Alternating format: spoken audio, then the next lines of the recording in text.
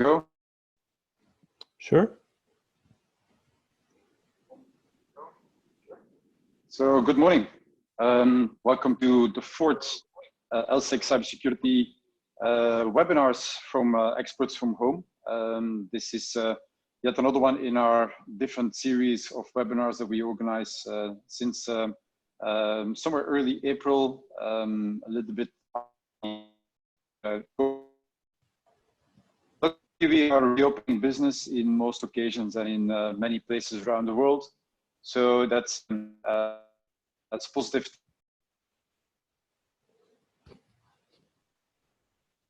In the next couple of weeks, everybody's capable to stay healthy. Activities as usual. In a series on Tuesday 9 a.m. we start with cybersecurity challenges. The experiences from experts also taking into what innovation offer. And today's second one will be 5G and 5G security from the new developments 5G. I have a couple of things that I would like to share with you with IT security companies that has been around for about 2 decades. We bring together more than 500 experts in cybersecurity, but also quite a number of end-user organizations in different financial, industrial, and media sectors, also in ICT and telecom, and that's one of the purposes and the reasons why we are also focusing on 5G and 5G security. And I see that the sound is not very good, so we'll hopefully be able to do something about that in a short while. In any case, let me quickly move forward to the topic of the day, which is really about 5G security. And then hopefully we can pick it up from there. So maybe this microphone might help a little bit better. So LSEC is an association of IT security companies, and we bring also the innovation on the basis of the different activities happening in the industry, challenges happening in the industry, like for instance, challenges in cybersecurity for robotics, but also in connected factories. And this way we also started to investigate what the potential is and capabilities are of, for instance, 5G for robotics. So this is an example of an application on 5G where, as you can see, it's written underwritten in Dutch, but the application showing is where the robot is being operated and maintained from within Brazil, where it's operating somewhere in the Netherlands. So this is a use case that we are happy to share along further in the next coming days. So just to give you an indication of what 5G can actually mean today. And so a maintenance robot using 5G in supporting, for instance, in this case, oil and gas type of operations. Goes without saying that these types of innovations also come with quite a number of challenges. And we didn't really talk about that in the previous talk on 5G 2 weeks ago. But there have been, of course, also a number of security issues raised on 5G. And so those things we'll be talking about also in the next coming weeks. Today, we want to focus on what 5G is actually bringing in terms of opportunities as security. 5G, also something that we didn't really talk about the last time, and that I'll just pop up quickly before I hand over the word to Francois, is offering actually quite a number of potential and interesting opportunities. And I'm showing here a slide from Ericsson. 2 weeks ago, we had Huawei participating, and also today Huawei will be participating, but just to indicate to you that we are also a little bit more on neutral territory here as LSEC. So we indicate a bit of the different potentials. So it's definitely an increase in speed, an increase in capabilities, an increase in how basically the 5G propagation of the radio can be used also in other ways and other surroundings that have never been having had wireless capabilities or cellular capabilities before. So 5G will definitely bring a number of cost efficiencies. One of the first applicants in this case was Verizon in the US, who immediately saw that by the use of 5G in their network operations, they had a significant cost down of the operations in the radio network. And towards, of course, security, 5G brings quite a lot of interesting opportunities. And I would just name two major important ones that we brought up also in the previous webinar, which are network slicing and virtualization. So those two very important components, and here visualized in another slide, which was prepared by 5GPP, which is working on the standardization of 5G, is really how can a connector to the radio network be immediately differentiated to a very specific network, and therefore really be isolated and segmented for the rest of its purposes of its data usage. So, but I'll leave it up to here, and we'll continue with a bit more in depth on all of this in the next coming weeks. But just to give you a bit of a flavor on what 5G security is really all about. Now, we invited here today an expert, in this case, Francois Zamora from Orange Europe, who is working there as a Chief Security Officer and has been evaluating and assessing definitely also what 5G could mean for Orange. But he used a very specific methodology for this, which is known in France as EBIOS, and a group of experts of cybersecurity and information security have been working on EBIOS for quite some time. But Francois will be able to tell you more about this in any case, and hopefully therefore we get a bit of a perspective on also how Orange is looking to use 5G and cybersecurity means of 5G. Francois? Thank you, Rich. Hello, everyone. I'm very happy to contribute to this webinar. Thanks a lot for the opportunity for sharing a little bit of our subjects related to how to comprehend the security of 5G, both on the perspective of the user and on the perspective of the telco. And if you are okay, then let's go ahead and I'll share a couple of slides here to try to illustrate my discourse.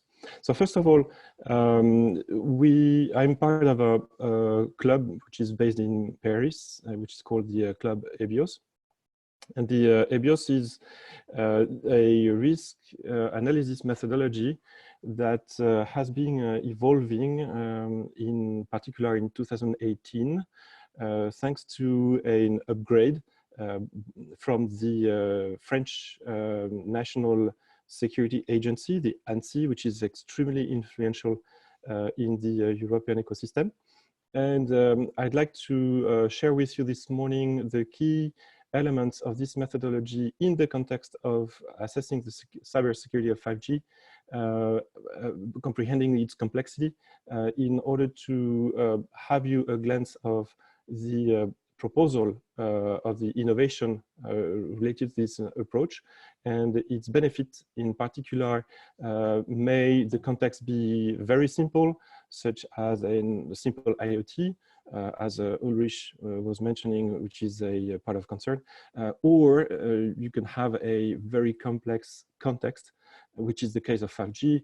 You also saw a glance of the architecture. So just a word of the EBIOS Club. Basically, it's a non-profit association in Paris made of 200 companies and individuals from all the industry sectors. And the approach is to develop the practice of risk as management in the digital world, and to share how we could spend the most efficiently possible our time to analyze risks and to bring this visibility on a very pedagogic way to the decision maker. And this is the key of the proposal of this approach, is to make the decision maker comprehend something that a priori is very, very technical, and something that is sometimes obscure, such as cybersecurity. So we do have a structure in a community, and our ambition is to make this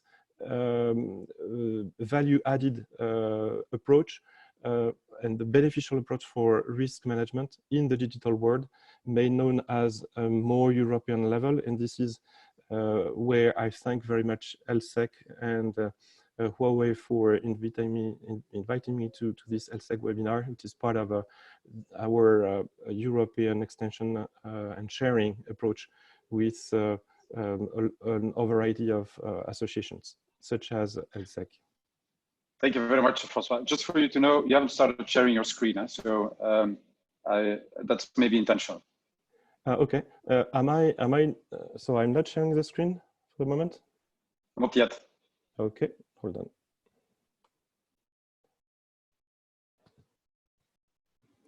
All right, so let's go back to Zoom.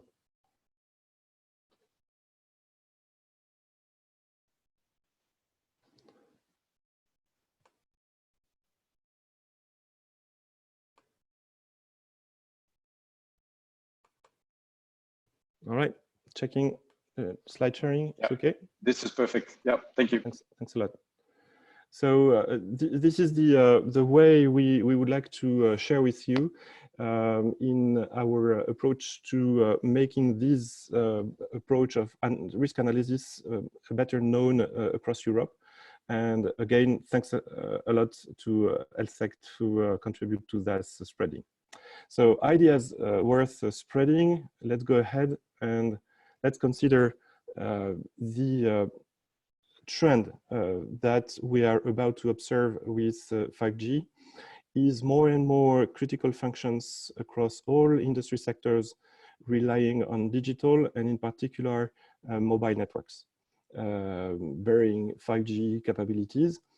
You mentioned earlier, Ulrich, there is a whole set of mobile services with verticals. We use the name of verticals, a set of industry sector or companies that would like to have a dedicated behavior of the 5G network, fitting their requirements in terms of latency or mobile broadband.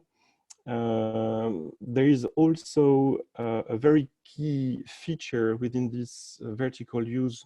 You mentioned earlier, Ulrich, it is the mechanism of slicing.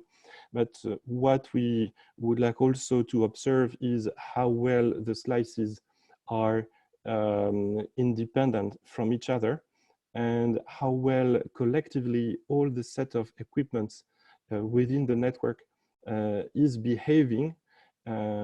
Because there is only in the real life where all the tests we do in labs and all the caution we develop in labs reveal efficient.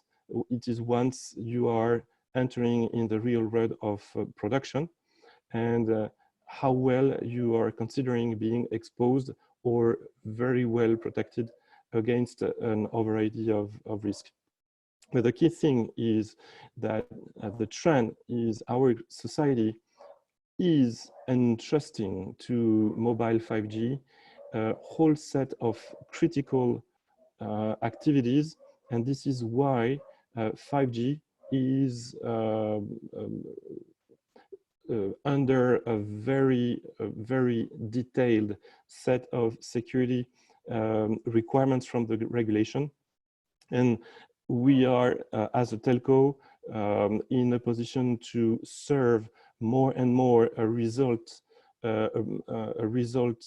obligation rather than a means obligation, which is the very key trend that we are observing today. So quite rich ecosystem of hardware, of software, and as well as microservices going all around.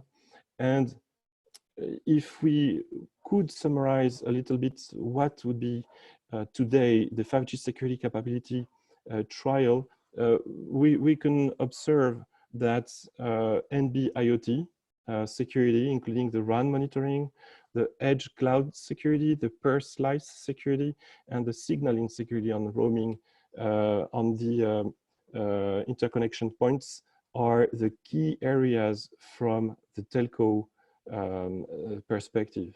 Now, this is where we have an opportunity to address the risk analysis as a tool to a common understanding of what are the major security objectives we need to address. And this is the way, this is what I would like to share with you this morning. Last but not least, I'd like also to stress the fact that there is an variety of security use cases in preparation. And as you can see, the launch of this security use case, the security use case is nothing more than a way to implement security controls. And as you can see, the implementation of security is going to be progressive. And the way to prioritize these implementations should also be risk-based driven. So far, there is an intuitive way to address that. And our proposal with this risk analysis is to bring a little more rationality and more pedagogy in the way to address these priorities. So the approach of using this EBIOS Risk Manager consists in 5 big blocks. The one is very simple to scope and to address the applicable security baseline. Why do we consider the security baseline from the start? It's because we are considering that there is a whole family of risks that are proceeding from the conformity approach. These risks are known. Lack of security control is by itself a family of risks that proceed from the lack of baseline implementation. As long as you are completely compliant with the baseline implementation, you need to understand that you're not completely protected from a family of risks that proceeds from the advanced stage of risk and attack methods. And this advanced stage is a part of the tip of the pyramid where we would like to address, focusing our effort in order to very well anticipate advanced and persistent threats that could occur if we do not have that specific analysis of this advanced and sophisticated sequence of attack. The other part of the approach is to identify the threats, the risk sources prioritized by relevance. State-sponsored risk sources. We could have sometimes other kind of risk sources from organized crime, but also we could have risk sources that exceed our a priori imagination. And these risk sources are part of a knowledge base that we develop within the EBIOS Club in order to allow the risk analyst to understand what the environment is and to share with authorities and to have an open discourse with authorities of what are the most advanced, sophisticated ways of attack that the authorities have observed. And in order to have this common ground of vocabulary, we develop a knowledge base of risk sources prioritized by relevance. The third part is the strategic attack scenario in the ecosystem. So we are going to modelize our environment, and I will illustrate that with a very much simplified way in order to understand where the attacks could come from, not only directly from the bad guys, but also from compromised actors in our environment. And that is a new light we would like to share with you this morning in having, considering the equipment, vendors, or managed service providers or developers, partners as key partners in this risk anticipation. And thanks to the proactivity of Huawei and Ericsson and Nokia in this ecosystem of equipment vendor and managed services, we do have a very virtuous industry momentum in order to anticipate these family of very advanced scenario. The fourth part of the risk analysis is the operational attack scenarios, meaning that we are going to deal with kill chains coming from observations of pen test. And in order to have these likely operational attack, we build a reference of operational scenarios, a build of reference of kill chains. And in order to model such kill chains in a very complex system, then we have a way to address block by blocks, points of interest by point of interest, these kill chains. And we put in place not only preventative security additional controls, but also we put in place tactics to detect such kill chains in order to respond to potential security incidents. And then the classical fifth step is a risk treatment decision. So as you can see, this is an iterative approach, and the key aspect of the methodology is to consider that we can iterate. We can iterate in order to develop the operational attack scenarios or the strategic attack scenarios, or we can get all the way back in order to extend the focus of the analysis to a broader perimeter. So let me show you the illustration of how an ecosystem is modeled. It's quite simple. As you can see here on the bottom, you have the 5G infrastructure and the 5G sets of layers, as you saw earlier.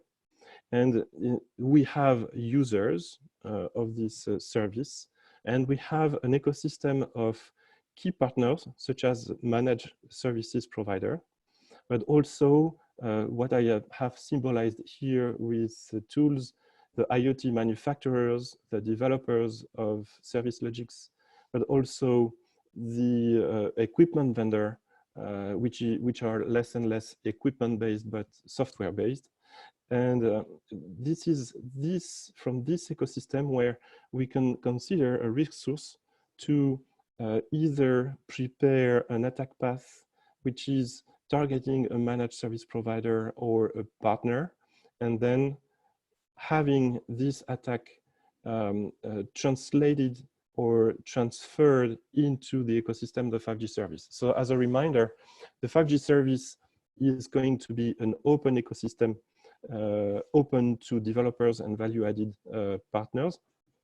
And the way to consolidate is the robustness and the resilience of this infrastructure is to work with attack paths that are coming from indirect channels instead of direct channels, although that the direct channels sometimes can be in the scope of the analysis, but that would be the classical way to check surface attacks from the outside. So basically, scans at all protocol layers in order to check the attack surface. So once you have observed this ecosystem and you have drawn up some attack paths, you are going to consider what are the intention of the risk source. Is it to steal data? Is it to operate a sabotage? Or is it to also to harm one of our B2B customer? Sometimes we're not the target. Sometimes some of our customers are the target. Maybe a critical industry using the 5G service would be the ultimate objective of the attack. And this is these kind of characteristics, this kind of profiling, we suggest in our methodology in order to narrow a little bit more the assessment of the risk source, the assessment of the means, the financial means, the operational means, in order to undertake the attack according to either a direct or an indirect path. So this is why we consider that as long as a risk source decides to compromise one player of the ecosystem, then in turn, and this is one of the innovation of the approach we suggest with EBIOS, is the fact that in turn, our ecosystem stakeholder can become a threat by itself. And this is why we consider useful to assess the way this stakeholder in our ecosystem be exposed or be entrusted with critical tasks within the delivery of the 5G service or within the activity that uses the 5G service, which in case it is compromised, would compromise the network. So in other words, if you're using a slice and there is a vulnerability between the independence of slices, one industry player is hacked, and then his slice is being misused, and this misuse would have an effect on the rest of the way the network is behaving. And as such, we are trying to assess what is the criticity of the stakeholder in the ecosystem in the activity of delivering the 5G service. And it is particularly true in the IoT world, where so far the IoT overall maturity with regards to IoT robustness and the IoT lifecycle management is initial, and Ulrich was mentioning that earlier. We do have quite a progress ahead with regards to the way the IoT are manufactured and developed. In order, and this is why the circle is wide, because the exposure to risks is quite high on the IoT manufacturer area. And this is why we established zones of preventative and reactive controls, where when you have a stakeholder in this red zone, that means that the stakeholder is both not mature enough or not robust enough, but also is entrusted with a level of criticity very high in terms of operation or in the use of the network. And that radar can provide you with a view, an immediate view for the decision maker to say where to prioritize my efforts. And this is why we would like to spread that approach of qualifying the stakeholders in the ecosystem, because we do have an observation where stakeholders become, when compromised, a very tricky topic to manage. So I'd like to share with you from Orange perspective the various learnings from handling 5G labs and experimentations. First of all, we observed so far that there is an adherence of virtual network functions softwares with the underlying IaaS. That means that to run effectively with the adequate level of performance, the virtual network function needs to access to some of the features in the IaaS, and this is where you start having an adherence of the features in the IaaS with the VNFs. And we would like, our dream as a telco would be that to have a IaaS which is and VNFs, VNFs that are agnostic from the underlying IaaS in order to be able to play between brackets with the resilience of the IaaS, deploying the VNF and having a life cycle of running VNFs at will. And we observed as well, there was an influence of the software-defined network controller that is supposed to bring features of traffic prioritization and traffic profiles in order to have a very well-tuned behavior of how we handle the capacity of the connectivity. The second, Francois? Yes? Can I quickly ask you maybe, Sure. can you explain a little bit more on how the VNFs in your case have been considered? Because I think it's probably quite different from in other instances. So if you can elaborate a little bit more on the VNFs, that would be great. Sure. The VNFs is basically a virtual EPC or a virtual MME, which is the elements of the core packet and the elements of managing the mobility of the devices. And our paradigm for infrastructure virtualization relies on the use of OpenStack.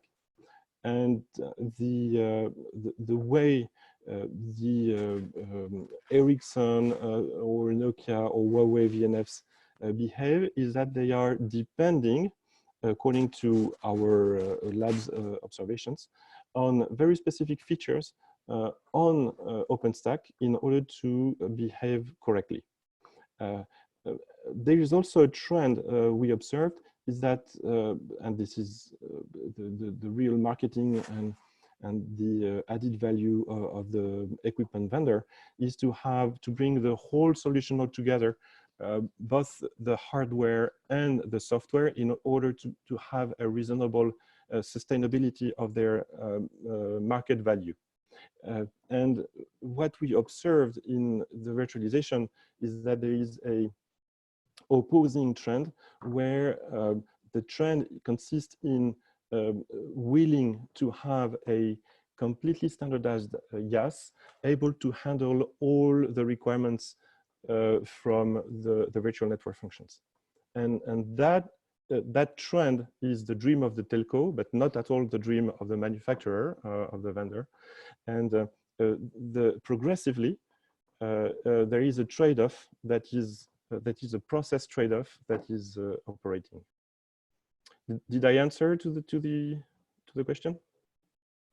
Yeah, thanks for clarifying. Then from the telco perspective, our learnings is that the integration problematics were quite interesting to observe. And basically the learnings are keep your test bed handy. So have the adequate means of test bed and the indicators of quality of service behavior across the layers. And we consider that we need to be a little less engineer and be a little more pragmatic. To roll out the 5G service on time, there is sometimes a choice where the target of the desired IaaS could not be reached right away, and we need to consider vendor-specific hardware and part of the infrastructure in order to be able to integrate the various VNFs, the hardwares, and the ecosystem surrounding the VNFs, the OSS, and the run tools necessary to run all this complexity. So the integration problematics were quite interesting to observe, and this is one of the careful steps and the factor of having this 5G rollout on a very cautious iterations in order to be able to make sure that the integration of today prepares the integration performance of tomorrow. The other factor that we observed that is a booster of the rollout and a booster of the ability to manage this complex architecture and an ecosystem of softwares is the automation and the orchestration. And since everything is going to be described using a script, the VNFs is a set of scripts invoking part of software, instantiated and executed on a VM, that VM being specified in terms of compute, storage, and connectivity, and everything goes completely described by scripts and automated by scripts. And the ability to run the scripts and to transform the script into a real machine or virtual machine working and up and running is all the orchestration capability. And that trend serve today and tomorrow, today experimentations, and tomorrow the new way to run a network is to orchestrate and to automate at maximum the deployments and the observation of the behaviors of the service.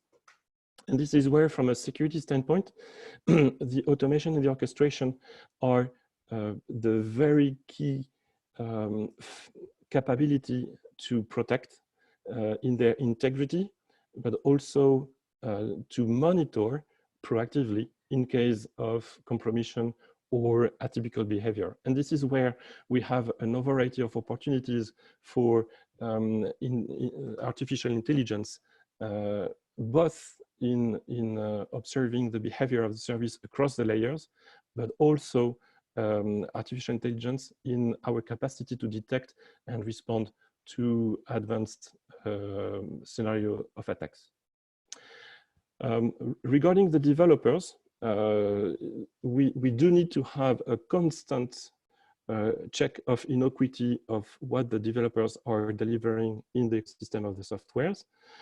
We developed an environment of development in the CI/CD approach, where we are checking every 15 minutes the systematic up-to-date state of the software components and the associated libraries in order to make sure that all known vulnerabilities are dealt with.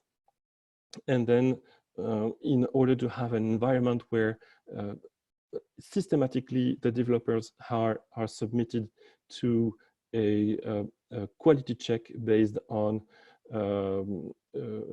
an observation of vulnerability. So vulnerability management is definitely a way to contribute to the quality management from that standpoint.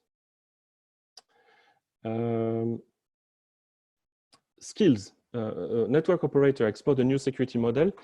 We observe that identity and access management needs to shift to an attribute-based access control.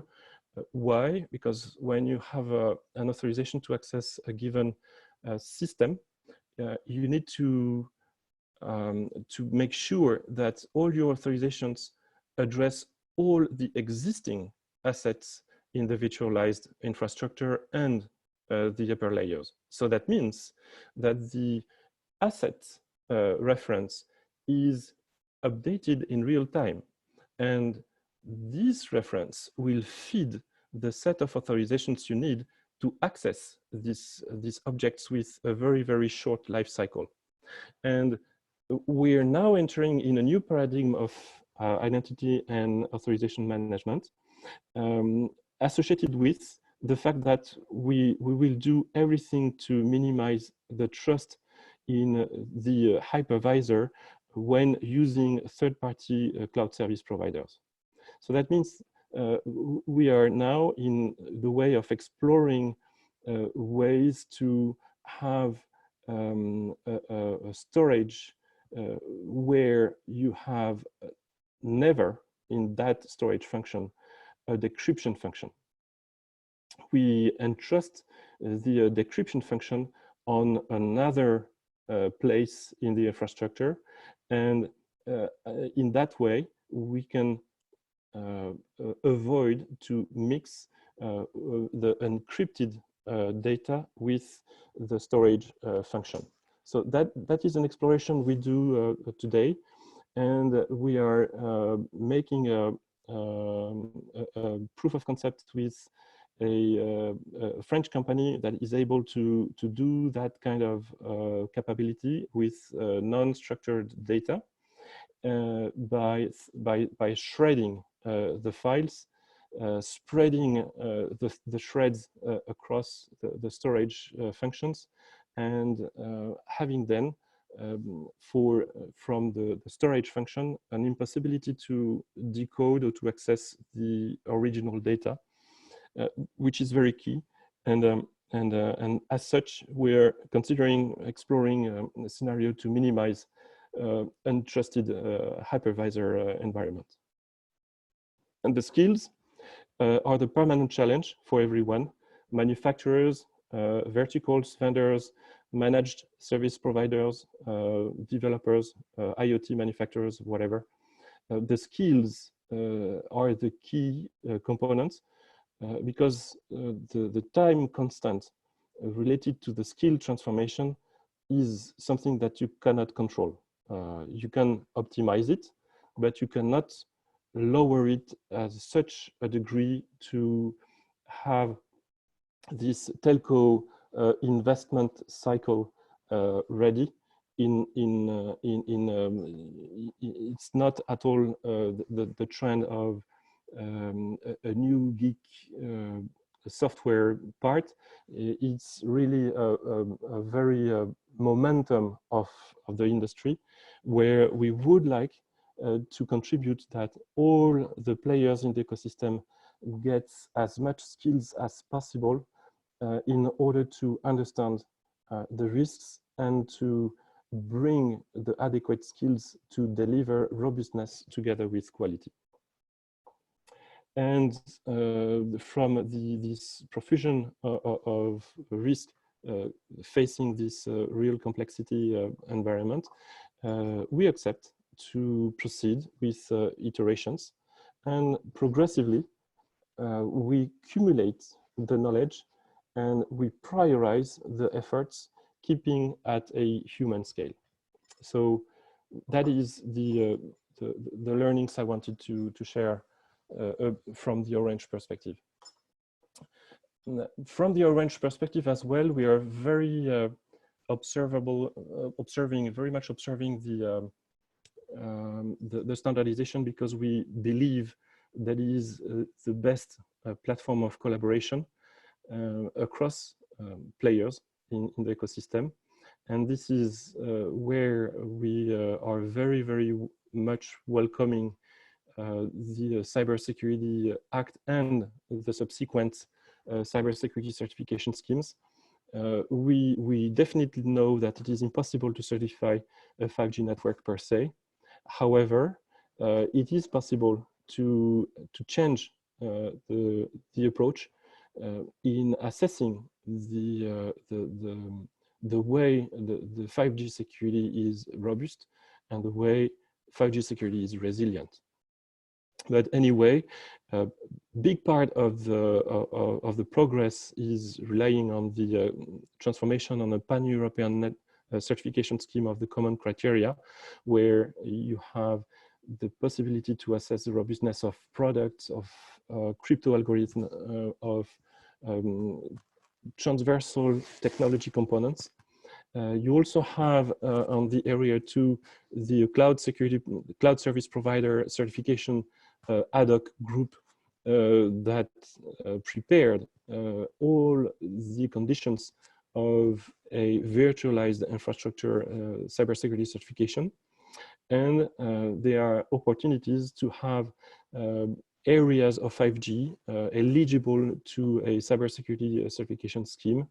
That part is quite hypothetical, but there are candidates for the cybersecurity of industrial systems, and that part is a serious business because it's quite mature, in particular in Germany, and that could help the industry in structuring its way to analyze risk and provide robustness where in anticipation of 5G. And this is extremely key to have educated key stakeholders across the ecosystem in order to be able to use a 5G slice. It's like, you know, when you're driving a regular car and you want to suddenly tomorrow you want to try a Porsche or Lamborghini, you need to have the skill, a minimum skill of driving this kind of cars. It's the same with the 5G. And then standardization platforms such as Sensenelec and JTC1SC27, which is the series of the 27,000 series. I am personally the chair of the France delegation to the SC27. I'm very proud to observe that in France and in other countries, we have strong delegations from Germany, from UK, from China, from from US, where we all understand each other and we all want the same thing, is to deliver robustness and trust in the digital world. So specific to perspectives ahead for 5G cybersecurity, Orange is part of the French Federation of Network Operators and partnering with ANSSI. And we changed the paradigm. It's not anymore to have a configuration checks, but we now change our culture in order to reach a risk homologation. That means that we raise our abstraction level and observe how the architecture behaves in production and how is it robust in production in the context of all the operational features that are in production, in particular security operation centers and ability to detect this advanced risk scenario filtered out thanks to the EBIOS Risk Manager approach. And then the risk homologation that includes all the operational capacities of network operators. And tomorrow, the evolution of the European regulation will require the verticals to be able to anticipate the specific risks in the use of a 5G slice. And these verticals will be as well held liable facing the regulation for putting in place the adequate state-of-art capacity to detect in advanced security incidents. And that is the sharing I wanted to make this morning, and I'm very open to questions. All right, that's quite extensive, Francois. Thank you very much for sharing and for opening up that insight in how you apply this within Orange, and of course also from the Club EBIOS. I think it's that there's many different layers to what you explained and the different components that you expressed in terms of both of the technical levels as well as the security layers. And we probably won't be able to detail to all of them. What I can share with you is a small poll that I launched, and then maybe I'll hand over in a second also the word to Jan, who has been listening along in the panel here as one of the previous speakers of this group of seminars. But here I basically launched a very limited poll to check whether, number one, people are awake in terms of reacting, and secondly also if they see that there's some benefit to them. And I think you clearly made a good point in presenting the EBIOS risk-based approach to this. So I think that many people, as I also saw over the chat, were definitely interested in the approach. Some people have actually already found the model on the SSI website and shared the PDF. So they definitely were asking already for the slides and your approach here. Yeah. Thanks a lot for the feedback. It was very wise to suggest that feedback. One element regarding the NIST and ETSI, I am a co-editor of an ISO 27101 standard that is going to be issued at the end of the year, and it provides the fundamentals of the NIST approach with regards to cybersecurity framework. So it definitely, yes, it's a very interesting approach to combine the NIST framework together with a cybersecurity and information security framework. Right. Okay. So, Johan, if you have any questions, then please go ahead as well. In terms of the approach that you mentioned, and I'm going to focus a little bit towards both the beginning and towards the end. So you started off with saying a couple of the use cases that you are seeing on the basis of the ones that have been investigated, that are being used today in terms of trial in the current setup of the infrastructure. Towards in the approach that you've taken now. Is that including, in this case, all of the different concepts also for the end users to work with? So in that respect, let me rephrase the question differently. The risk-based approach that you have here now is mainly from the viewpoint of the operator. That's the way that we understand it. But you also indicate a couple of ones, I think also mainly from the operator's perspective on how the MSPs would be using it. Potentially also towards end users.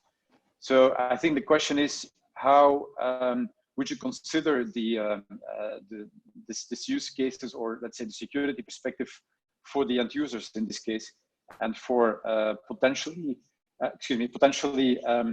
for instance, operators within a business context, for instance, financial service, or a technology operator that's becoming a sort of sub MSP.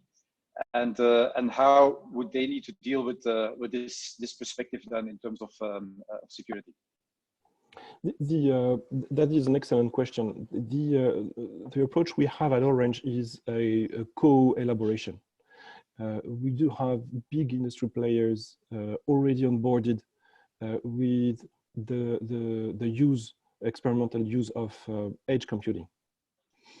We do have a cooperation with car manufacturers in order to assess what will be tomorrow's business model from the car perspective and from the telco perspective. We do have other initiatives in the health area where assessing what would be the next use and critical use in the health sector to undertake like remote diagnostic or remote chirurgical operations. So our approach is to be in a collaboration mode, knowing that the business model of tomorrow are being explored on an iterative way, on a very pragmatic way. And the best way is to open the door and the windows to the industry players in order to make sure that both what we develop and how sensitive and how critical we become for their activity is extremely key for us to understand, because we want to be in a position to demonstrate our robustness and our resilience, and that robustness and resilience cannot be built without their collaboration. Okay, so it means that it would be then a very cooperative and collaborative interaction between, I guess in this case, then the operator and then the end user, or the MSP, and then in this case, the operator. Absolutely. So in practical terms, how would you see that? Because that would actually mean that that's quite a serious impact from the operator in this case to do all of these types of security discussions, I guess.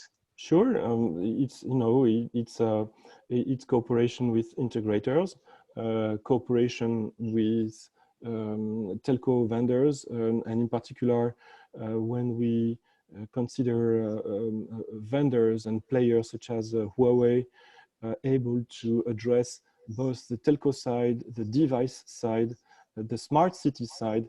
It is extremely precious to have a fruitful collaboration with these kind of industry players, and together with these players, we go and see and roll out 5G sites, 5G edge computing directly in some factories in order to explore and co-develop tomorrow's digital use over the 5G. Okay, so we have a question from one of the participants. He's asking, or he's suggesting EBIOS is a good tool, but how do you test the competence of the individual doing the assessment? And he specifically asks whether in the Q&A asking this, did you consider ISO 27021 to test the competence of the individual doing the work? I think that's something that you can probably easily address.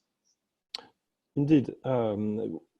We consider that analyzing risks and designing attack path in order to anticipate what is going to be the reality of the bad guy is a very, very precious skill. We formalized within the EBIOS Club together with NC a set of skills, and we initiated a label for companies and for individuals that establish a minimum of acknowledgement of their skills in the way we run an EBIOS Risk Manager risk analysis. And that approach is defined and co-elaborated together with the French Security Agency, and it feeds the revision of the international standardization that relates to skills. As a chair of the France delegation to the SC27, these works are ongoing, and it's quite interesting to see that there is an ongoing platform where all the countries participating to the SC27 find quite easily a trade-off between the vocabulary, the set of skills, and how to assess the skills in order to have a, if not a certification scheme for individuals, at least a label. Okay. I'm quickly going to share with you one of the screens that you showed earlier, not this one, that's the wrong screen, but one where you put up the analysis of the problem, Francois.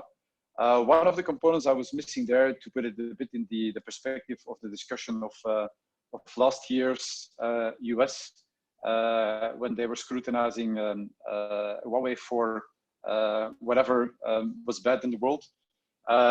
Do you think that you've fully considered also in this case the perspective of the manufacturer when considering, let's say, the analysis of the problem? Yes, of course. Yes, for the purpose of this presentation, that version of the ecosystem is the simplified one. But of course, the manufacturer is it's an absolutely key partner for the telecommunications operator, and as such, all the threats that the partner is exposed to are being considered in the risk analysis. So this is why when we consider the partnering with a equipment vendor, we put a very high attention on the vendor's ability to identify by himself what are the risks and what is the robustness of the equipment.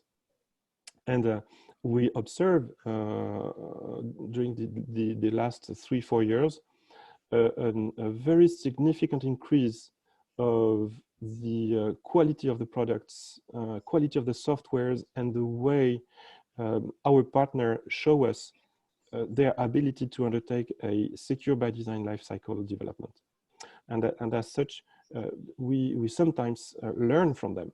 And it's good to have this proactivity around in order to deliver that robustness and resilience. Okay, good, thank you. Jon, did you have any questions for Francois before we wrap up? No question. I think Francois has been quite exhaustive. I would just highlight two main things that I found interesting when he was speaking. It's about this ecosystem and collaboration around the system, and the importance of standardization and homologation, which will become more and more important for the operator side, but also for the vendor side. So yeah, no specific question. Okay, great. Thank you very much. You want to be also very attentive and listening, and thanks also for facilitating having Francois here today. And so I'm sure that we'll be seeing you again in the next 2 weeks on some follow-up of these activities. Francois, there's been some other smaller questions, and in terms of facts and figures as practical tools to raise awareness of media and industry associations. I think that's probably a little bit less relevant in the talk in itself. But I think especially towards the distribution of the EBIOS activities, that's probably something that can be useful. So maybe a couple of final words on EBIOS and how we can participate in that great work that you're doing there. Sure, it's very open. So make a Google on the EBIOS Risk Manager. You will find all the methodology and the publications. You will find also at the first slide I show the QR code where to reach the URL of the club. Everyone is welcome, and you will find as well some public presentations related to the latest work, and I'll be happy to answer any interrogations and to provide you to facilitate the access to this club. It's very open. It's not only French. We can speak English, and everyone is very welcome to onboard these works that makes tomorrow's trust. Yeah, I think that's an important thing to mention, that there's not only being French spoken there. So that's good. Okay, so maybe so thank you very much again, Francois, for sharing those thoughts, sharing your expertise and insights in all of this. I wanted to end up with a couple of perspectives from LSEC's side and what we're doing in the continuing days and weeks when it comes to organizing these webinars. So for today, we have still a number of webinars planned for. The next one's starting at even at noon today, where we have two interesting talks. One is specifically on 5G. Sorry, not more on 5G, but also the impact in this case from 5G in an industrial environment, actually together with ABB. And from that side, I would say please do be invited to join in. We still have some spaces left on the webinar, but in the perspective of the activities that we host there, I think it's going to be interesting, at least for people that are considering on how to use specific activities in relation to industrial use cases, also with 5G, because ABB Industrial will be sharing a couple of their viewpoints in how they handle specifically security, but also how they support their customers in that respect. And also from our perspective and on the robotics side, it will be interesting to learn how ABB is seeing that also towards the future.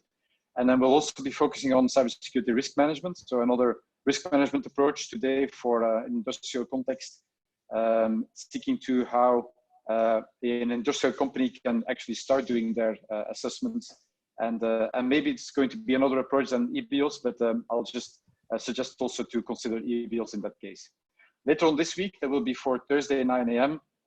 We'll be working towards authorization activities, so authorization from cloud perspective also, and how that can work with different cloud federated authorization schemes. Also very applicable towards, as you mentioned here, identity and access management, also from 5G perspective. And then later on in the week, we'll be talking about best practices in compliance. Before we head over then again next week towards again a session on cybercrime developments, and then hopefully the week afterwards together again with our partners from Huawei on the risk-based approach for the 5G deployment in the member states. So with this, I would say thank you very much again for joining. Thank you very much again, Johan and Francois, for joining in and facilitating and for sharing your thoughts and experiences. And we'll be looking forward in having you again very shortly. So have a nice day and stay safe from out of Leuven. Bye. Thank you. Bye. Bye-bye.